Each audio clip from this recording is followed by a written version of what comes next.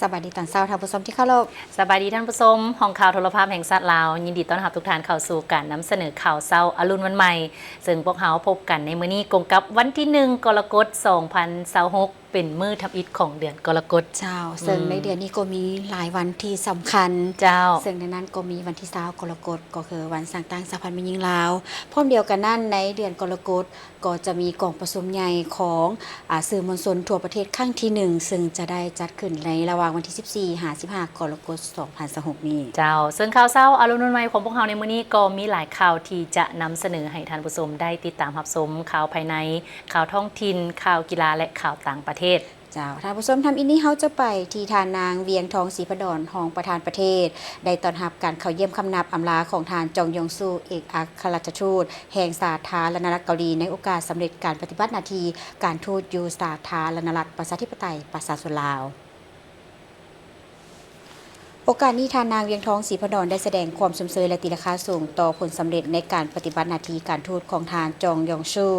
ซึ่งได้ประกอบส่วนสำคัญเข้าในการเสริมขยายสายพัวพันการทูตก็คือส่งเสริมการร่วมมือทางด้านต่างๆระหว่างรัฐบาลก็คือประชาชนของสองประเทศลาวสาธารณรัฐเกาหลีให้ได้รับการพัฒนาและแน่นแฟ้นยิ่งขึ้นพร้อมนี้ทานนางเวียงทองศรีพดลยังได้อวยพรให้ทานทูตจงกลับคืนประเทศด้วยความสวัสดิภาพและประสบผลสำเร็จในการปฏิบัติหน้าที่ใหม่อันมีเกียรติของทานส่วนทานจองยองซูก็ได้แสดงความขอบใจต่อทานนางเวียงทองศรีพดลที่ได้ให้การต้อนรับอย่างอบอุ่นในครั้งนี้พร้อมทั้งแสดงความขอบใจต่อรัฐบาลก็คือบรรดาการนำรัฐและก็คือการนำภาครัฐของสาธารณรัฐประชาธิปไตยประชาชนลาวตลอดฮอดประชาชนลาวบรรดาเผ่าที่ได้ให้การช่วยเหลือสนับสนุนและอำนวยความสะดวกทุกอย่างตลอดระยะการปฏิบัติหน้าที่การทูตของตนจนได้รับผลสำเร็จอย่างจบงาม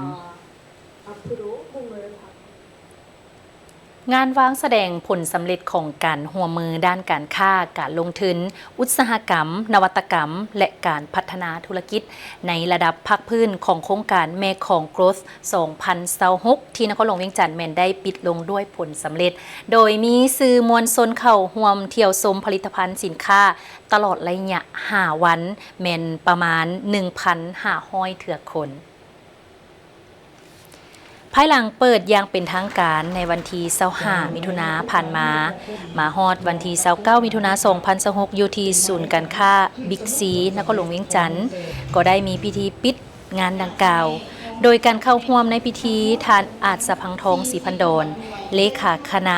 บริหารงานผักประธาน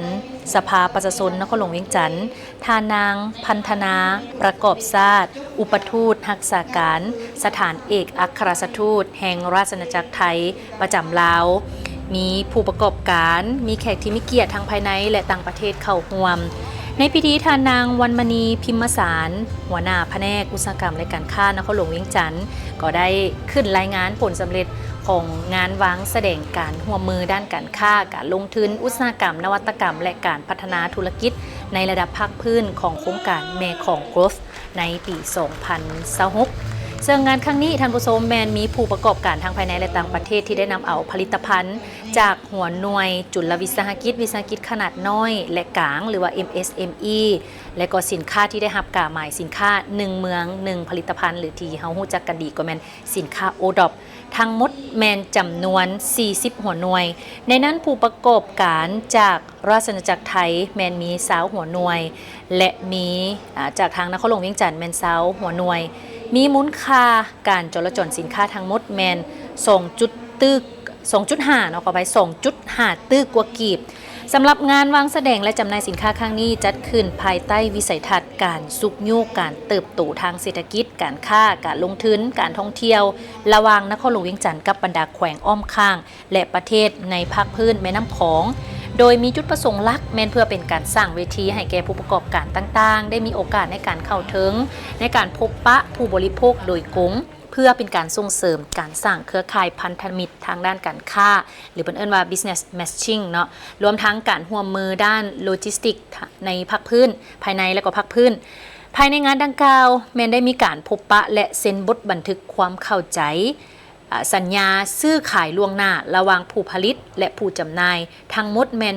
63คู่สัญญารวมมี126ผู้ประกอบการเจรจาทางธุรกิจระหว่างศูนย์การค้าและผู้ผลิตสินค้าแม่นได้จำนวน3ศูนย์การค้านอกนี้ยังมีถ่ายทอดความรู้ด้านการตลาดการขายผ่านสื่อออนไลน์และก็การหุ้มห่อผลิตภัณฑ์จาก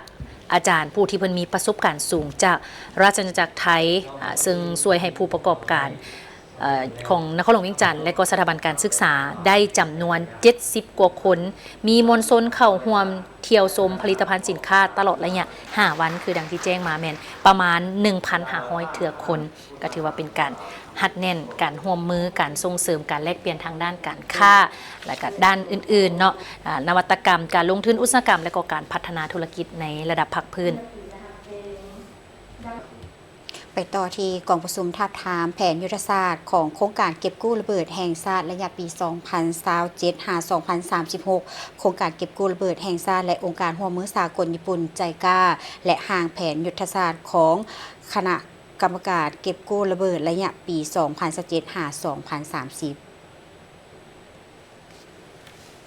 กองประชุมดังกล่าวได้จัดขึ้นในวันที่ 30 มิถุนายน 2026 อยู่ที่นครหลวงเวียงจันทร์ภายใต้การเป็นประธานของทานอนุสักษ์พงษาผู้อำนวยการโครงการเก็บกู้ระเบิดแห่งชาติภายใต้โครงการพัฒนาทรัพยากรมนุษย์เพื่อสร้างความเข้มแข็งด้านการจัดตั้งของโครงการเก็บกู้ระเบิดแห่งชาติและมีบรรดาผู้ต่างหน้าจากคู่ร่วมบรรดาสถานทูตของประเทศผู้ให้ทุนและภาคส่วนที่เกี่ยวข้องเข้าร่วม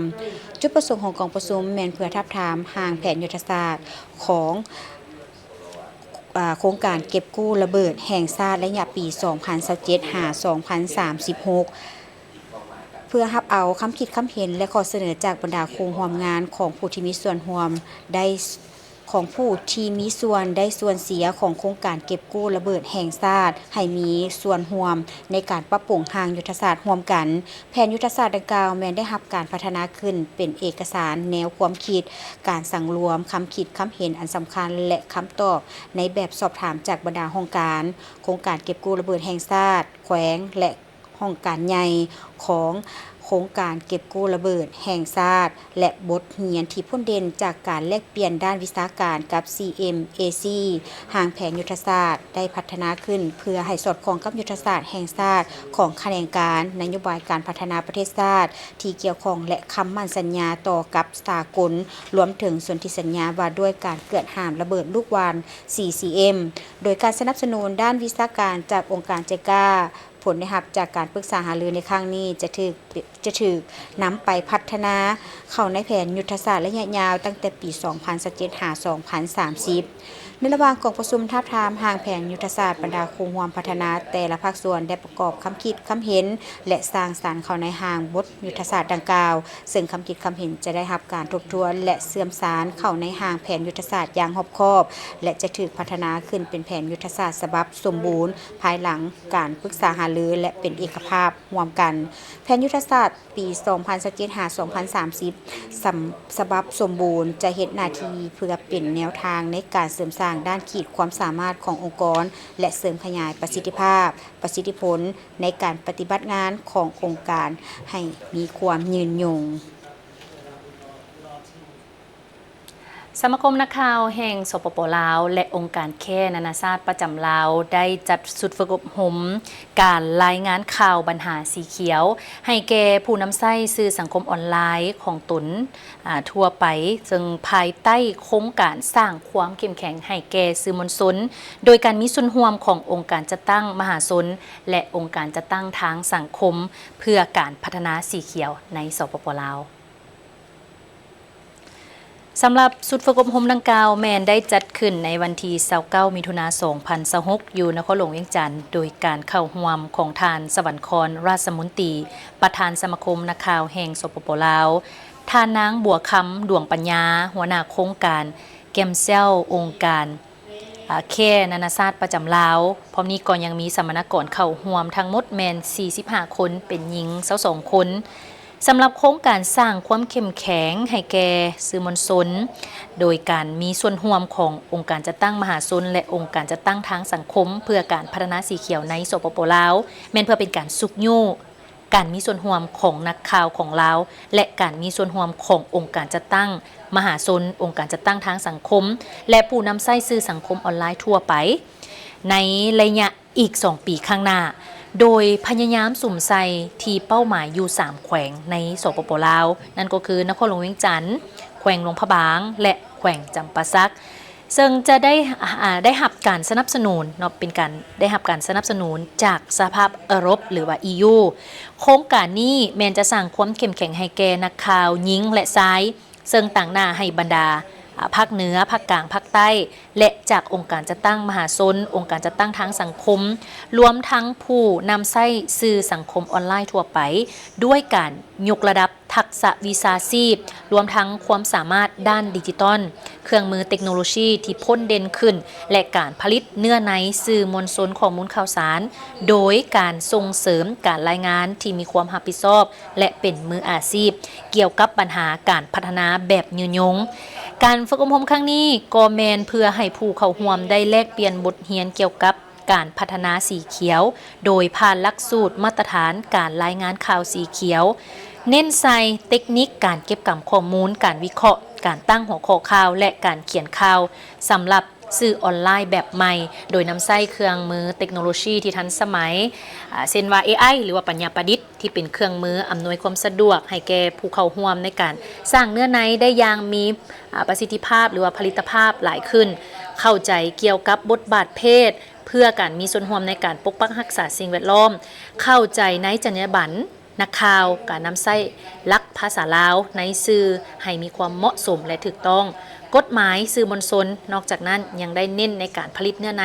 ทางสังคมออนไลน์โดยเน้นใส่ในการสร้างผลิตภัณฑ์สื่อสีเขียวที่เป็นประโยชน์และให้ผู้นำใช้สื่อออนไลน์ได้มีส่วนร่วมนำกันท่านผู้ชมครอบครัวสากลนิยมได้มอบปุ้มที่มีชื่อว่าจดหมายถึงล้านที่เขียนโดยพระประธานทองหลุนศรีสุริตประธานประเทศแห่งสาธารณรัฐประชาธิปไตยประชาชนลาวฉบับภาษาลาวและภาษาอังกฤษให้แก่ห้องสมุดของโรงเรียนมัธยมลาวและมัธยมนานาชาติจำนวน20โรงเรียนอยู่นครหลวงเวียงจันทน์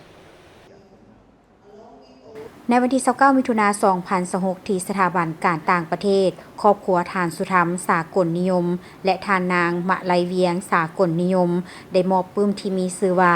จดหมายถึงล้านที่เขียนโดยพระประธานทองหลุนศรีสุริตประธานประเทศแห่งสาธารณรัฐประชาธิปไตยประชาชนลาวฉบับภาษาลาวและภาษาอังกฤษให้ห้องสมุดของโรงเรียนมัธยมลาวและโรงเรียนมัธยมนานาชาติที่อยู่ภายในนครหลวงเวียงจันทน์จำนวน20โรงเรียนคือจดหมายถึงหลาน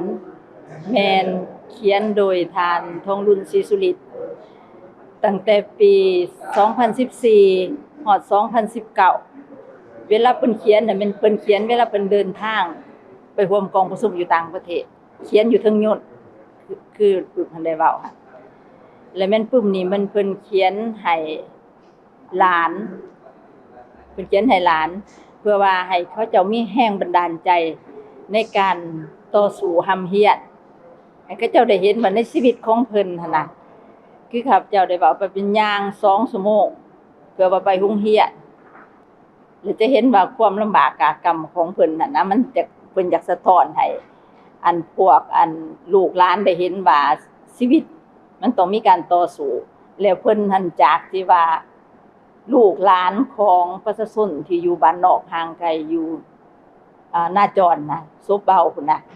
อยู่แพงหัวพัดน่ะและจากเด็กน้อยผู้ชายจนว่าก้าวขึ้นมาสู่ทำเนียบของประธานประเทศนี่มันถือว่ามันแม่นการต่อสู้ชีวิตสมควรและจังว่าเพิ่นมีข้อคิดที่ว่าประทับใจอยู่แม่นว่าชีวิตต้องต่อสู้และต่อสู้เพื่อมีชีวิตอันนี้แหละแม่นที่ว่าแม่นหยังคำขวัญบ่หรือว่าคำขอความที่เพิ่นฝากให้แก่ลูกหลานจะให้มีความอดทนหำเฮียนแต่ถ้าว่าเฮาต่อสู้มื้อนี้แล้วก็แม่นผลสำเร็จคือมื้ออื่น หลังจากได้หับมอบปึ้มแล้วนักเรียนตัวแทนจากโรงเรียนต่างๆได้ขึ้นกล่าวเพื่อแสดงความขอบใจและฮู้บุญคุณต่อทานประธานประเทศผู้เขียนปึ้มเพราะถือว่าปึ้มนี้เป็นทรัพย์สมบัติอันล้ำค่าและมูลมรดกที่พวกหลานจะนำใช้เป็นแรงบันดาลใจให้ดุมันหำเหียนและกลายเป็นพลเมืองที่ดีของชาติโดยเฉพาะคำคมที่ว่าชีวิตต้องสู้และต่อสู้เพื่อมีชีวิตจะเป็นแรงบันดาลใจให้พวกหลานบ่ท้อถอยในการทำเฮียนปึ้มที่มอบในครั้งนี้มีมูลค่าทั้งหมดประมาณ32ล้านกว่ากีบ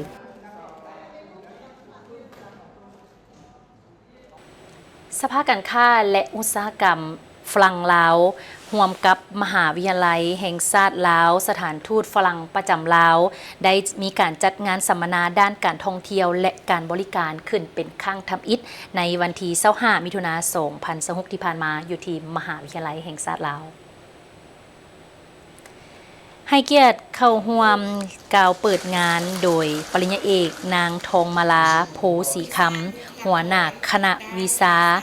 คณะอักษรศาสตร์มหาวิทยาลัยแห่งชาติเข้าร่วมก็เป็นมีต่างหน้าจากสภาการค้าและอุตสาหกรรมฝรั่งลาวมีผู้ประกอบการด้านการท่องเที่ยวการโรงแรมพนักงานครูอาจารย์และนักศึกษาภาษาฝรั่งพร้อมด้วยผู้ต่างหน้าจากภาคส่วนการท่องเที่ยวหลายแห่งโดยมีเป้าหมายร่วมกันคือการเชื่อมโยงระหว่างการศึกษาและโลกแห่งวิชาชีพงานสัมมนาครั้งนี้จัดขึ้นเพื่อเปิดโอกาสให้กับนักศึกษาได้พบปะกับวิสาหกิจด้านการท่องเที่ยวและการบริการ6ภาคส่วนที่เข้าร่วมเพื่อสร้างเครือข่ายนักศึกษาได้นำเสนอประวัติและความสามารถของตนเรียนรู้เกี่ยวกับอาชีพในแขนงการและการค้นหาโอกาสฝึกงานและการจ้างงานซึ่งเฮ็ดให้นักศึกษาหลายคนแม้นได้รับรู้และเข้าใจอย่างจะแจ้งเป็นบาทก้าวสำคัญในการก้าวไปสู่ตลาดแรงงานในอนาคตซึ่งเวทีนี้แม่นเป็นโอกาสที่ดีให้กับนักศึกษาจะได้สัมผัสกับสภาพการเฮ็ดเวียกตัวจริงและการสร้างสายพัวพันกับผู้ขับเคลื่อนวงการท่องเที่ยวของลาวในปัจจุบันโดยนักศึกษาได้เอิ้นว่านำเสนอเกี่ยวกับแนวคิดของโครงการท่องเที่ยวรูปแบบใหม่ต่อหน้าคณะกรรมการจากภาควิชาชีพโดยเน้นใส่ในการท่องเที่ยวแบบอนุรักษ์มรดกทางวัฒนธรรมการสร้างประสบการณ์ท่องเที่ยวที่แท้จริงสะท้อนให้เห็นถึงความคิดสร้างสรรค์และความมุ่งมั่นของคนรุ่นใหม่การพัฒนาการท่องเที่ยวแบบยืนยงในสปป.ลาวซึ่งสภาการค้าและอุตสาหกรรมฝรั่งลาวแม้นมีความมุ่งมั่นในการสนับสนุนการพัฒนานักศึกษาภาษาฝรั่งให้มีคุณภาพเชื่อมโยงกับพวกเพิ่นเนาะเกี่ยวกับเรื่องของภาคธุรกิจการส่งเสริมการพัฒนาเรื่องของทักษะก้าวเข้าสู่ตลาดแรงงานของบุคลากรที่ใช้ภาษาฝรั่งถือได้ว่าเป็นโอกาสที่ดีให้กับน้องๆที่เป็นนักศึกษาที่มีการวางแผนว่าหลังจากจบในสาขาภาษาฝรั่งแล้วจะไปประกอบอาชีพใดหนึ่งในนั้นก็คืออาชีพเรื่องเกี่ยวกับเวียกงานการบริการการท่องเที่ยวถือว่าจะเป็นการสร้างเฮ็ดให้นักศึกษานี้ได้สัมผัสกับความเป็นจริงสภาพตัวจริงในบรรยากาศของการเฮ็ดเวียกเป็นการยกสูงทางด้านความรู้ควบคู่กับความสามารถนั่นเองเจ้าท่านผู้ชมเขาจะไปที่สื่อมวลชนลาวจะกลายเป็นกระบอกเสียงอันสำคัญของพรรคและรัฐบาลเป็นผู้ส่องแสงและสะท้อนให้เห็นถึงความเป็นจริงของสภาพการต่างๆที่เกิดขึ้นทางภายในและต่างประเทศนอกจากนี้สื่อมวลชนยังเป็นบทที่ยังมีบทบาทสำคัญในการนำเสนอบรรดาข่าวสารที่ถูกต้องรอบด้านทันเหตุการณ์เพื่อให้ประชาชนรับรู้และเข้าใจถึงสภาพการต่างๆได้อย่างถูกต้องในโอกาสการเกี่ยมกองประชุมเวียกงานสื่อมวลชนทั่วประเทศครั้งที่1ที่จะจัดขึ้นในมม.นี้ทานคำสิงศรีหาเทพประธานศูนย์ส่งเสริมผลิตภัณฑ์ลาวปลอดสารพิษนครหลวงวิจันทร์ได้ให้สัมภาษณ์ต่อทีมข่าวโทรภาพแห่งชาติลาวถึงความสำคัญของเวียกงานสื่อมวลชนทานได้ให้ทัศนะของสื่อมวลชนลาวว่าสื่อมวลชนเป็นกระบอกเสียงอันสำคัญของพรรคและรัฐบาลในการเผยแพร่แนวทางนโยบายกฎหมายรวมไปถึงข้อมูลข่าวสารต่างๆไปสู่ประชาชนสื่อมวลชนยังเป็นขั้วต่อระหว่างประชาชนกับรัฐบาลโดยยกให้เห็นถึงความคิดความต้องการและปัญหาต่างๆในสังคมดังนั้นสื่อมวลชนลาวในยุคใหม่ต้องกำแน่นและเสื่อมซึมแนวทางนโยบายของพรรคและรัฐบาลโดยเฉพาะแนวทางนโยบายต่อกับเวียกงานสื่อมวลชนในระยะใหม่ต้องเพิ่มทวีคุณธาตุการเมืองคุณสมบัติศีลธรรมปฏิบัติเพื่อเอามาจัดตั้งพันขยายเข้าในเวียกงานให้ปรากฏผลเป็นจริง ต้องยกสูงความรู้ความสามารถทางด้านวิชาเฉพาะต้องมีทัศนะที่ถูกต้องและมีความรู้ความสามารถโดยเฉพาะการนำใช้เทคโนโลยีทันสมัยระบบปัญญาประดิษฐ์ AI เข้าในเวียกงานต้องมีความชำนิชำนาญคล่องแคล่วและกลายเป็นมืออาชีพที่แท้จริงผู้ผลิตผู้ประกอบการผู้หนึ่งก็รู้สึกดีใจที่ได้มีส่วน ร่วมในการสนับสนุนสื่อมวลชนตั้งแต่หนังสือพิมพ์วิทยุและโทรทัศน์และถือว่าผลิตภัณฑ์ลาบปลอดสารพิษของพวกเขานี่นับตั้งแต่เริ่มดำเนินการ กิจการหรือการผลิตมาก็เลยติดพันกับสื่อมวลชนเนาะโดยเฉพาะโทรทัศน์นี่แหละถือว่าสื่อมวลชนก็มีส่วนสำคัญหลายในการเผยแพร่แนวทางนโยบายของพรรคของรัฐให้แก่สังคมให้แก่ประชาชนได้รู้แล้วก็นำเอา ความคิดความเห็นต่างๆของผู้ประกอบการหรือว่าบุคคลทั่วไปที่ว่าได้ประสบผลสำเร็จหรือว่าได้ดำเนินการกิจการต่างๆอันนี้ที่ว่าเป็นสำคัญที่สุดเนาะก็ย้อนว่าสื่อมวลชนเป็นปากกระบอกเสียงเป็นผู้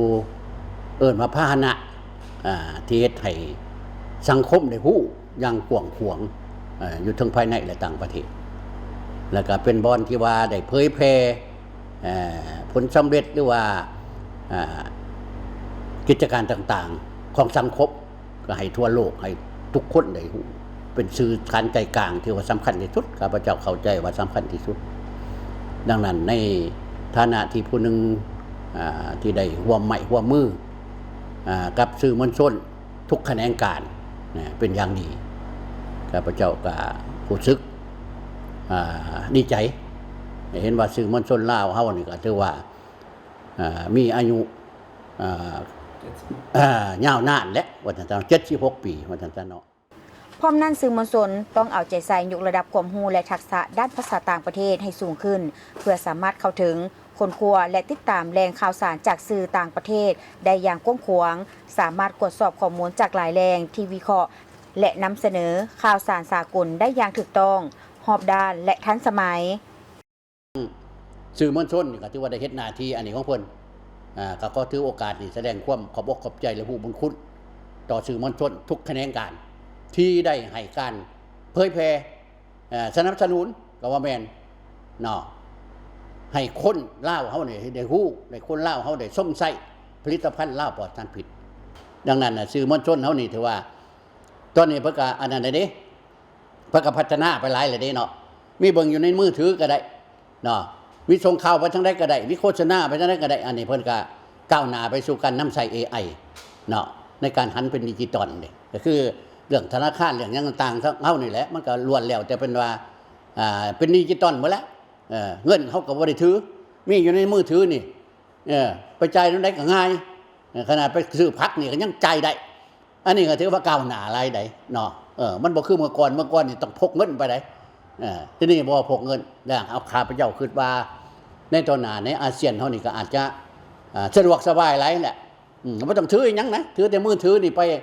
จีนบอกไปเวียดนามไปหยังต่างก็กดเข้าอยู่นั่นจ่ายตามอันน่ะบาร์โค้ดจ่ายตามอันนั้นน่ะก็ได้โลดดูโรงแรมอยู่หยังก็ตามจ่ายตามนั้นก็เรียกว่าเขาลิงก์กันในโลกนี่มันเป็นไปนั่นน่ะสื่อมวลชนลาวมีบทบาทสำคัญที่บ่สามารถขาดได้ใน3ด้านหลักๆคือด้านการเมืองแนวคิดสื่อมวลชนแม่นเป็นข้อต่ออันสำคัญระหว่างพรรคกับรัฐและประชาชนเฮ็ดหน้าที่เผยแพร่แนวทางนโยบายกฎหมายและแผนพัฒนาเศรษฐกิจสังคมให้ประชาชนเข้าใจอย่างถูกต้องสร้างความสามัคคีเป็นเอกภาพในทั่วสังคมด้านการพัฒนาและการศึกษาอบรมโดยเน้นใส่การให้ความรู้เป็นต้นเป็นการส่งเสริมความรู้ด้านกสิกรรมเทคนิคการผลิตการศึกษาสาธารณสุขและการอนุรักษ์วัฒนธรรมอันดีงามสื่อมวลชนช่วยกระตุกสุกยูให้ประชาชนมีแนวคิดสร้างสรรค์และพัฒนาตนเองด้านการปกป้องสังคมในยุคที่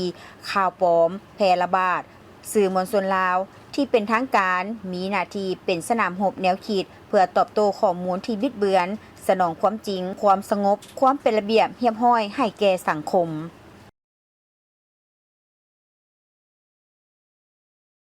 ท่านผู้ชมที่เคารพในปี 2026 กระทรวงเกษตรกรรมและสิ่งแวดล้อมแม้นจะสู่สนให้คะแนนเกษตรกรรมและสิ่งแวดล้อมขยายตัว 4.1 ส่วนห้อยและประกอบส่วนต่อ GDP รวมแม่น 20.7 ส่วนห้อยโดยได้กำหนดเป็น 7 แผนงานและก็4เวียกจุดสุมปิ่นอ้อมเพื่อพัฒนาคะแนนก็คือคะแนนการให้มีการเติบโตที่วงไว้สีเขียวและยืนยง โอกาสเข้าร่วมกองประชุมรัฐบาลเปิดกว้างครั้งที่1ท่านลิ้นคำดวงสวรรค์รัฐมนตรีกระทรวงเกษตรกรรมและสิ่งแวดล้อมได้ให้สัมภาษณ์ต่อนักข่าวโดยท่านได้นำเสนอผลงานอันพ้นเด่นในการจัดตั้งปฏิบัติเวียกงานต้นปีผ่านมาพร้อมทางได้ยกให้เห็นถึงความมุ่งมั่นของกระทรวงเกษตรกรรมและสิ่งแวดล้อมในการพัฒนาคะแนนการให้มีการเติบโตที่ว่องไวสีเขียวและยืนยงพร้อมทั้งประกอบส่วนสำคัญเข้าในการพัฒนาเศรษฐกิจสังคมของประเทศชาติกระทรวงเกษตรกรรมและสิ่งแวดล้อมได้ประกอบส่วนอย่างตั้งหน้าในการรักษาเสถียรภาพเศรษฐกิจมหาภาคสร้างรายรับจากการส่งออกสร้างเป็นเหตุการณ์ทำในชนบทและวางรากฐานให้แก่การเติบโตสีเขียวที่ยืนยงเกี่ยวกับการค้ำประกันเสบียงอาหารและการผลิตเป็นสินค้าหันและเป็นพวกเขาก็ได้มีการสุกยิ้วการผลิตฤดูแล้งเนาะซึ่งว่าพวกเขาก็สามารถขยายเนื้อที่การปลูกพืชเสบียงแล้วก็พืชอุตสาหกรรมเป็นต้นและแม่นเข้าพืชตระกูลทั่วแล้วก็พืชผักต่างๆหลายขึ้นถ้าสมเทียบใจกันระยะผ่านมาอันที่2มาแล้วแม่นนอกจากนี้แล้วแม่นพวกเขาก็ได้มีการยกระดับกลุ่มการผลิตและสหกรณ์จะเห็นได้ว่าในปี 2025 ที่ผ่านมาแล้วแม่นกลุ่มการผลิตและสหกรณ์นี่มันถือว่าเพิ่มขึ้นเนาะถือว่าเพิ่มขึ้นอันนี้ก็เป็นจุดนึงนะนอกจากนั้นพวกเขาก็ได้มีการเปิดกว้างตลาดส่งออกนั้นและมาฮอดปัจจุบันนี้พวกเขาก็ได้มีการเจรจาการค้าได้ทั้งหมดแล้วแม่นอยู่84รายการเนาะซึ่งว่าในหันแล้วแม่นหลายคนหมู่แล้วแม่นสป.จีนนั่นแม่นถือว่าได้อยู่ประมาณ41รายการในนั้นแล้วแม่นมีพืชอยู่36รายการและมีสัตว์อยู่5รายการเนาะเปิดตลาดกับเวียดนามนี้เนาะมีพืชอยู่19รายการแล้วก็ไทยนี่มี17รายการอันพ้นเด่นบางบุดลมานี่เป็นพวกเขาก็ได้มีการเซ็นสัญญาเนาะกับกัมพูชีกับทางกัมพูชีแล้วแม่นถือว่าในปีนี้แล้วแม่น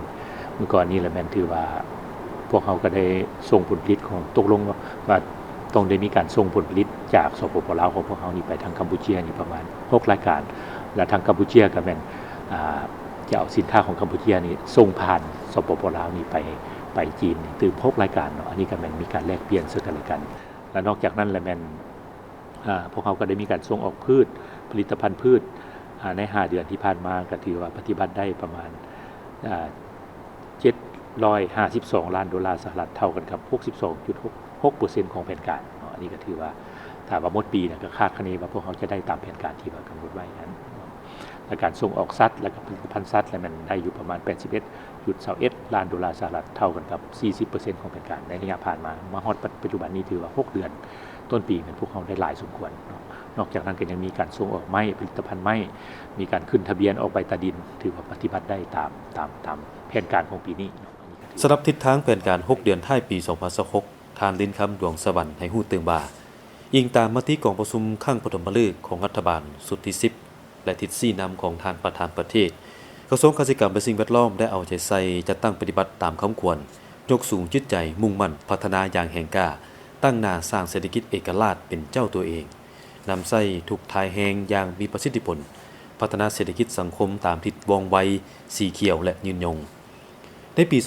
2026 สู่ส้นให้คะแนนเกษตรกรรมและสิ่งแวดล้อมขยายตัว 4.1 ส่วนห้อยและประกอบส่วนต่อ GDP รวม 20.7 ส่วนห้อยโดยได้กำหนดเป็น 7 แผนงานและ 4 เวียกชุดสุ่มปิ่นอ้อมคือค้ำประกันด้านเสบียงอาหารและโภชนาการผลิตและปรุงแต่งเกษตรกรรมป่าไม้เป็นสินค้า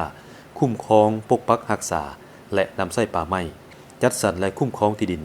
คุ้มครองทรัพยากรน้ำปกปักรักษาสิ่งแวดล้อมพัฒนาชนบทและแก้ไขความทุกข์ยาก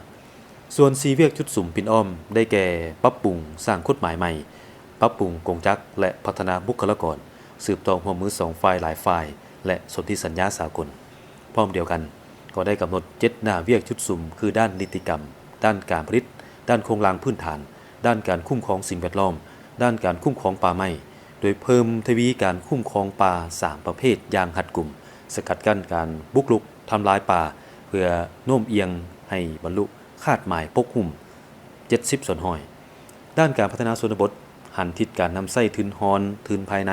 ODA สินเชื่อให้เข้าร่วมกลุ่มเป้าหมายและจุดสุ่มเดียวกันจัดสรรภูมิลำเนาอาชีพให้ถูกต้องตามกฎหมายและยืนยงและด้านการคุ้มครองที่ดินเล็งออกไปตาดินและสร้างแผนจัดสรรที่ดินเล็งผันขยายการรับรู้สิทธินำไส้ที่ดินของประชาชนในเขตป่าไม้พัฒนาระบบข้อมูลข่าวสารที่ดินเป็นทันสมัยหรือดิจิทัลและเชื่อมต่อฐานข้อมูลที่ดิน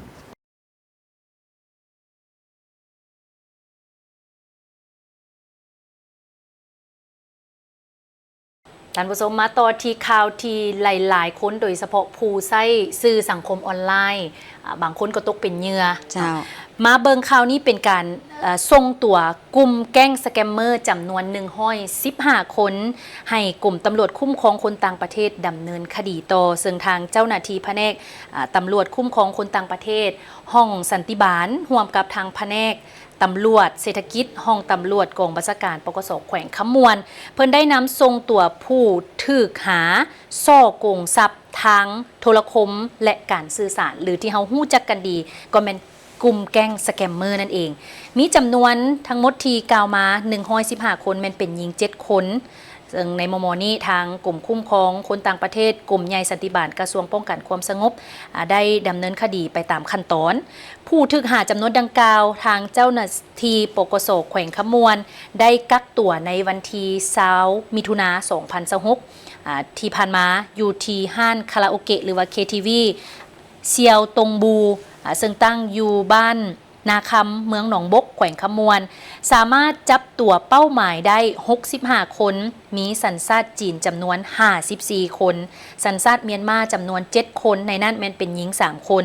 สัญชาติเอธิโอเปียจำนวน3 คนสัญชาติยูเครนจำนวน1 คนเป็นแม่หญิงและก็ยึดของกลางประเภทคอมพิวเตอร์ตั้งโต๊ะจำนวน65 หน่วยคอมพิวเตอร์โน้ตบุ๊กจำนวน4 หน่วยโทรศัพท์มือถือ420 หน่วยโอ้บ่ธรรมดาแสดงว่าต้องได้ใช้โทรศัพท์หลายหน่วยเนาะในการเฮ็ดหลายๆบัญชีสร้างบัญชีปลอมหลายๆบัญชีในการอันเอิ้นว่าซ่อโกงเนาะนอกจากของกลางที่เป็นโทรศัพท์มือถือ420 หน่วยแล้วในต่อมาก็คือในวันที่23 มิถุนายน 2026ยังสามารถมาจับตัวได้อยู่ที่ถ้ำรีสอร์ทโอเพ่นวิวเนาะอยู่บ้านถ้ำเมืองท่าแขกแขวงขมวนกักตัวเป้าหมายได้ทั้งหมดอีกจำนวน50 คนเป็นหญิง3 คนเป็นสัญชาติจีนทั้งหมดพร้อมยึดของกลางประเภทคอมพิวเตอร์ตั้งโต๊ะได้72 หน่วยปรินเตอร์2 เครื่องโทรศัพท์มือถืออีกจำนวน337 เครื่องการส่งตัวผู้ถูกหาในครั้งนี้รวมมีสัญชาติจีนแมน104 คนเป็นหญิง3 คนสัญชาติเมียนมาแมนหญิง7 คนและก็สัญชาติเอธิโอเปีย3 คนสัญชาติยูเครน1 คนก็ถือว่าบ่แม่นจำนวนน้อยๆเลย115 คน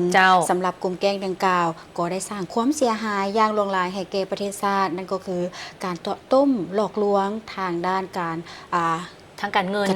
ส่วนใหญ่จะเป็นทางการเงินและหลายๆคนก็เอิ้นว่าได้ตกเป็นเหยื่อฉะนั้นจึงฝากเตือนสังคมโดยเฉพาะแม่นผู้ใช้สื่อสังคมออนไลน์ให้มีสติทุกครั้งเนาะถ้าหากว่าเห็นลิงก์หรือว่าเห็นเบอร์โทรแปลกๆหรือว่าข้อมูลแปลกๆที่ส่งมาหาเฮาจะเป็นช่องทางยกตัวอย่างทาง Facebook หรือว่าเบอร์ส่วนตัว WhatsApp เพราะว่าเดี๋ยวนี้นี่ทั้งสแกมเมอร์นี่เก่งหลายเนาะในการแฮ็กเอาข้อมูลส่วนตัวเฮานั่นจึงจะนำมาซึ่งความเสียหายทางด้านเงินในบัญชีของเฮานี่แหละหลักๆเลยเนาะนี่ก็ช่วยกันกดเข้าไปโดยที่บ่ฮู้ตัวช่วยกันในการสังเกตหรือว่าช่วยกันในการเตือนคนอ้อมข้างบ่ว่าจะเป็นคนในครอบครัวหรือว่าสังคมให้มีสติทุกครั้งและอย่าหลงเชื่ออย่าหลงกฎอันที่มันแปลกปลอมโดยเฉพาะจะมาในรูปแบบของการแลกเงินมารูปแบบของความฮักเนาะสร้างความฮักความผูกพันมารูปแบบของการส่งรางวัลส่งได้รับรางวัลทานเป็นผู้โชคดีให้กดเข้านี่กดเข้าลิงก์นี้ก็จะได้รับรางวัลอันนี้คือวิธีการของสแกมเมอร์ในการดูดเอาเงินในบัญชีเฮาจังได๋ก็ให้ทุกคนมีความระมัดระวังเจ้าท่านผู้ชมไปที่แจ้งการของกลุ่มธรณีศาสตร์และบ่อแฮซึ่งเพิ่นได้ออกมาแจ้งการให้ทราบว่าในระยะนี้แม่นอยู่ในช่วงฤดูฝนนับแต่เดือนมิถุนายนจนไปถึงเดือนตุลาอาจจะเกิดสภาพฝนตกหนักและลมแรงซึ่งอาจจะส่งผลกระทบต่อบรรดาโครงการที่ลงทุนด้านแห่ธาตุเนื่องจากแจ้งการได้ระบุว่ากรม แจ้งการได้ระบุว่ากรมธรณีศาสตร์และบ่อแฮขอถือเป็นเกียรติแจ้งมายังทานทราบว่าในระยะนี้แมนอยู่ช่วงฤดูฝนนับแต่เดือนมิถุนาหาเดือนตุลาอาจจะเกิดมีสภาพฝนตกหนักลมแห้งจึงอาจจะส่งผลกระทบต่อบรรดาโครงการลงทุนด้านแห่ธาตุเป็นต้นอาจจะเฮ็ดให้มีน้ำท่วมดินเซาะเจือนดินสไลด์และอื่นๆฉะนั้นเพื่อรับประกันให้แก่การจัดตั้งปฏิบัติเวียกงานของบริษัทให้มีความปลอดภัยรอบด้านอยู่ภายในโครงการและเพื่อรับประกันรับมือกับสภาพการดังกล่าวกรมธรณีศาสตร์และบ่อแห่จึงแจ้งมายังบรรดาบริษัทลงทุนในด้านแห่ธาตุในขอบเขตตัวประเทศให้เอาใจใส่ดังนี้ให้บริษัทเอาใจใส่ปฏิบัติตามสิทธิและพันธะของตนอย่างเข้มงวดและเพิ่มทวีเอาใจใส่ติดตามกวดกาอ่างบรรจุสารเคมีอ่างหางแฮอ่างดักตะกอนอ่างเก็บกักน้ำและสภาพแวดล้อมอ้อมข้างของโครงการต้องรับประกันให้มีความมั่นคงแน่นหนาและปลอดภัยพร้อมทั้งสร้างตั้งหน่วยงานเวรยามเฝ้าระวังอย่างเป็นปกติให้บริษัทสร้างแผนรับมือฉุกเฉินเพื่อวางแผนรับมือในกรณีหากมีฝนตกหนักติดต่อกันหลายวันเพื่อป้องกันบ่ให้เกิดมีสภาพแตกหักหรือหัวซึมของบรรดาอ่างต่างๆตามที่กล่าวมาในด้านถึงของข้อหนึ่งนั่นเองท่านผู้ชมทางนี้ก็เพื่อเป็นการลดพรผลกระทบที่อาจจะเกิดขึ้นและส่งผลกระทบต่อสิ่งแวดล้อมให้บริษัทเพิ่มทวีเอาใจใส่ติดตามสภาพการเปลี่ยนแปลงของสภาพดินฟ้าอากาศเป็นรายวัน 3. กรณีหากเกิดเหตุฉุกเฉินและเหตุการณ์บ่คาดคิดเกิดขึ้นแม่นให้บริษัทฮิมฮอนแก้ไขปัญหาดังกล่าวอย่างเร่งด่วนแล้วรายงานมายังภาคส่วนที่เกี่ยวข้องของรัฐให้รับทราบภายใน24ชั่วโมงตามที่ได้กำหนดไว้ในมาตรา95ของกฎหมายว่าด้วยแห่ธาตุ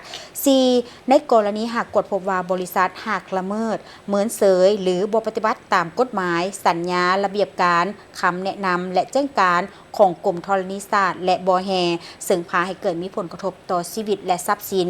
กรมธรณีศาสตร์และบ่อแห่จะได้ใส่มาตรการในการปรับไหมต่อกับบริษัทที่บ่เฮ็ดตามดำรัส373ทับลบลงวันที่1ธันวาคม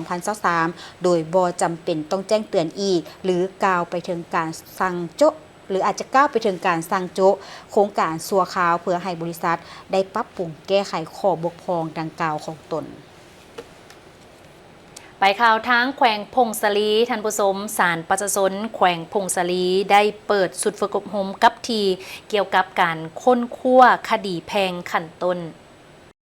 เป็นเกียรติเข้าร่วมของท่านอิกเพ็งสมุทรผู้พิพากษาสั้น4ประธานศาลประชาชนแขวงมีบรรดาฐานผู้พิพากษาผู้ช่วยผู้พิพากษาจ่าศาลและวิชาการของศาลประชาชนและศาลประชาชนเขต1แขวงพงศลีเข้าร่วมในนั้นได้เรียนรู้เอกสารเกี่ยวกับการค้นคว้าคดีแพ่งขั้นต้นการกวดกาคำห้องพ้องคำแก่พ้องคำพ้องแยงเพื่อยุกสูงความรับรู้และความเข้าใจเกี่ยวกับการพิพากษาเกี่ยวกับการพิจารณาบรรดาเอกสารข้อมูลหลักฐานต่างๆในสำนวนคดีอย่างละเอียดถี่ถ้วนรอบด้านและภาวะวิสัยเพื่อเฮ็ดให้ข้อขัดแย้งต่างๆมีความแจ้งขาวสามารถกำหนดเหตุการณ์สิทธิทวงและเงื่อนไขที่พาให้เกิดสิทธิทวงกำหนดประเด็นขัดแย้งและนำมาพิจารณาตัดสินในที่ประชุมศาล196การค้นคว้าคดีถือเป็นขั้นตอนการเก็บกำข้อมูลหลักฐานต่างๆอย่างครบถ้วนรอบด้านและภาวะวิสัยของผู้พิพากษาการค้นคว้าคดีเพื่อเฮ็ดให้การพิจารณาตัดสินคดีมีความว่องไวภาวะวิสัยถูกต้องและยุติธรรมเคยห้องพ้องศาลมาก่อนหรือบ่ได้ถอนฟ้องและคำสั่งสัตว์เมียนคดีมีคำตัดสินของศาลที่ใช้ได้อย่างเด็ดขาดแล้วหรือบ่มีการไกล่เกลี่ยและมีคำสั่งให้ปฏิบัติผลของการไกล่เกลี่ยหรือบ่ถ้ามีจะมาห้องพ้องคนบ่ได้ยกเว้นคดีหย่าร้างค่าเลี้ยงดูและผลประโยชน์ของเด็กและผู้พิพากษาต้องค้นคว้าเก็บกำข้อมูลหลักฐานเพื่อเฮ็ดให้คดีแจ้งขาวและนำออกพิจารณาตัดสินให้ทันตามกำหนดเวลาที่กฎหมายกำหนดไว้ได้มีพิธียกยอดหอลักเมืองลักคำของเมืองแปกแขวงเสียงขวางในพิธีได้เริ่มต้นด้วยการฟังธรรมเทศนาและตักบาตรจากนั้นท่านวงเงินหุ่มเสยพงศ์ประธานคณะกรรมการปกครองแขวงก็ได้ขึ้นมีคำเห็นรายงานการก่อสร้างให้ผู้เข้าร่วมได้รับทราบซึ่งท่านนายกให้เห็นถึงความหมายความสำคัญของการสร้างหอลักเมืองแม้นเป็นสถานที่ มิ่งขวัญและบอนสักการะบูชาของปวงชนทุกชนชาติชนเผ่าที่มีความเชื่อถือยังเป็นสัญลักษณ์ที่แสดงถึงความมั่นเที่ยงที่เข้มแข็งความเจริญรุ่งเรืองและความสามัคคีเป็นเอกภาพที่หนักแน่นในทั่วแขวงแต่การยกย่องของหลักเมืองบ่อนที่จะเป็นมิ่งขวัญและเป็นบ่อนสักการะบูชาของประชาชนลาวบรรดาเผ่าแต่ยังเป็นการแสดงถึงความสามัคคีความเลื่อมใสศรัทธาและความร่วมแห่งร่วมใจในการปกปักรักษาทางด้านวัฒนธรรมและความฮักแพงอันดุดื่มที่มีต่อแขกเสียงก่อนวิรชนของพวกเราหอรักเมืองแห่งนี้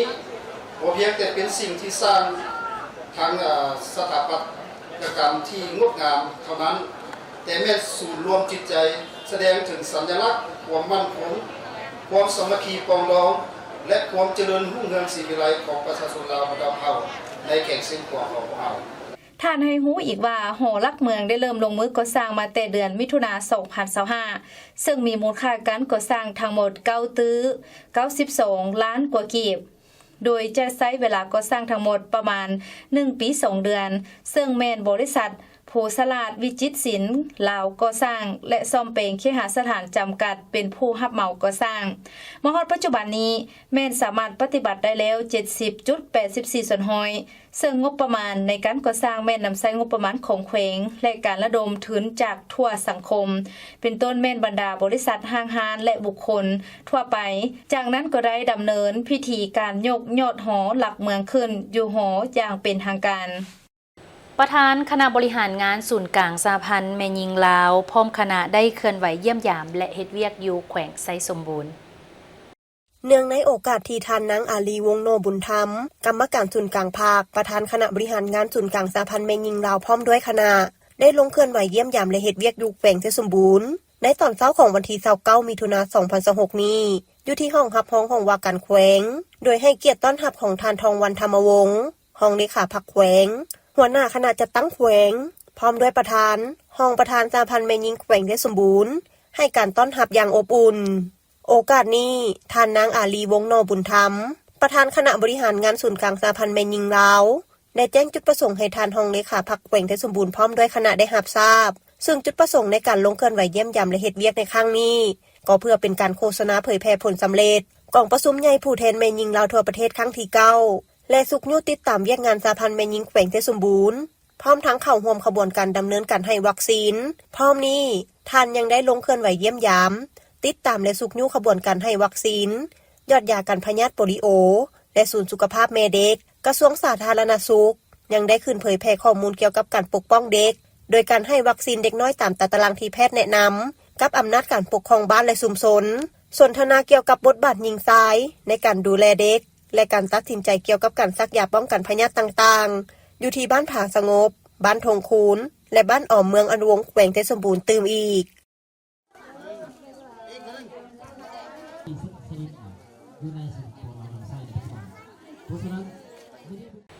ท่านนางเวียงทองศรีพันดรรองประธานประเทศได้ลงสุกโย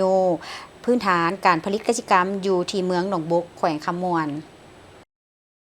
ในโอกาสดังกล่าวคณะได้รับฟังรายงานจากผู้ประกอบการโครงการนาให้ใหญ่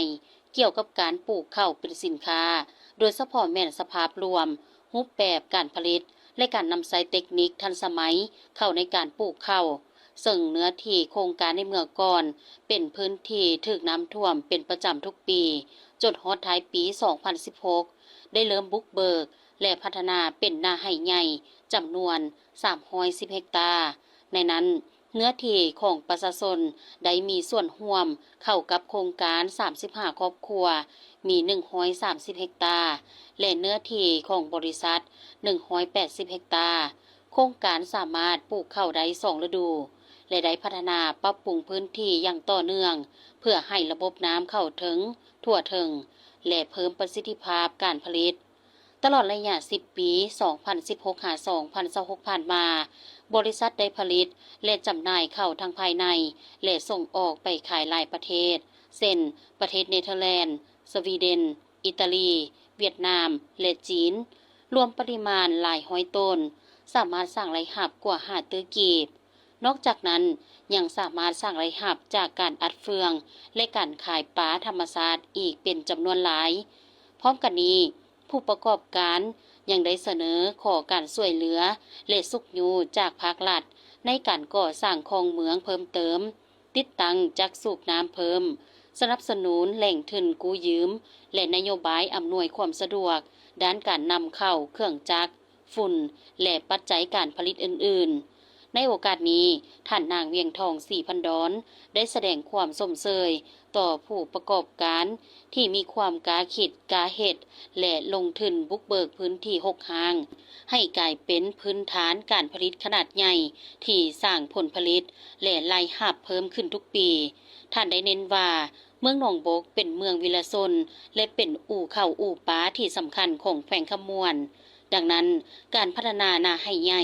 แบบทันสมัยเป็นตัวแบบที่ดีในการสร้างเศรษฐกิจเอกราชกุ้มตนเองและสอดคล้องกับทิศทางการพัฒนาแบบยืนยงของภาคและรัฐพร้อมกันนั้นท่านยังได้มอบหมายให้คณะกรรมการและองค์การเกี่ยวข้องสืบต่อประสานงานและพิจารณาแก้ไขบรรดาข้อเสนอของโครงการตามความเหมาะสมเพื่อสุขอยู่การผลิตยกสูงรายรับของประชาชนและประกอบส่วนปฏิบัติวาระแห่งชาติว่าด้วยการแก้ไขความทุกข์ยากให้บรรลุผลอย่างมีประสิทธิผลในวันเดียวกันขณะยังได้เคลื่อนไหวเยี่ยมยามเบิ่งโครงการก่อสร้างป้องกันตาฝั่งเจือนแคมแม่น้ำของเขตวัดพระธาตุสีโคตะบองเมืองท่าแขกที่รับเหมาก่อสร้างโดยบริษัท DM จำกัดผู้เดียว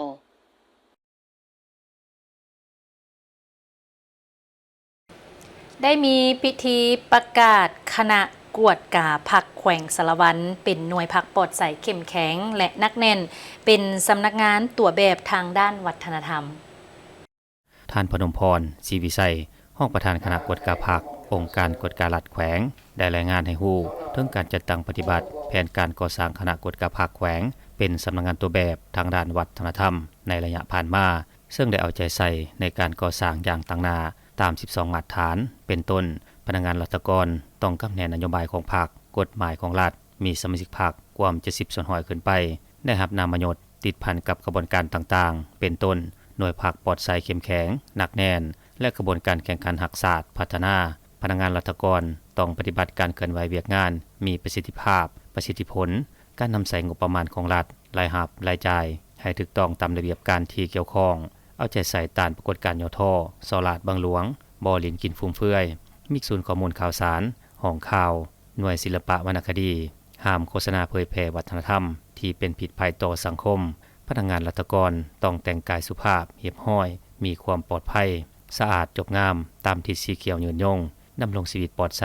มีแบบแผนวิธีเฮ็ดเวียกรวมศูนย์ประชาธิปไตยมีความสามัคคีภายในและภายนอกอย่างกว้างขวางช่วยเหลือซึ่งกันและกันยกสูงคุณภาพการจัดตั้งปฏิบัติเวียกงานการบริการว่องไวและทันสมัยมีอาคารสำนักงานห้องการเป็นของตนเองและมีพนักงานบรรจุ5 คนขึ้นไป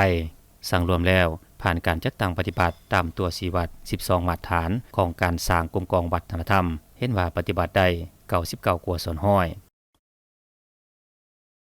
ทั้งหมดนี้คือการนำเสนอข่าวเศร้าอรุณนใหม่จากห้องข่าวโทรภาพแห่งชาติลาวขอบใจทุกท่านที่ให้เกียรติติดตามรับชมมาฮอดตอนนี้โฆษกทั้งสองพร้อมด้วยทีมงานข่าวลาไปก่อนสบายดี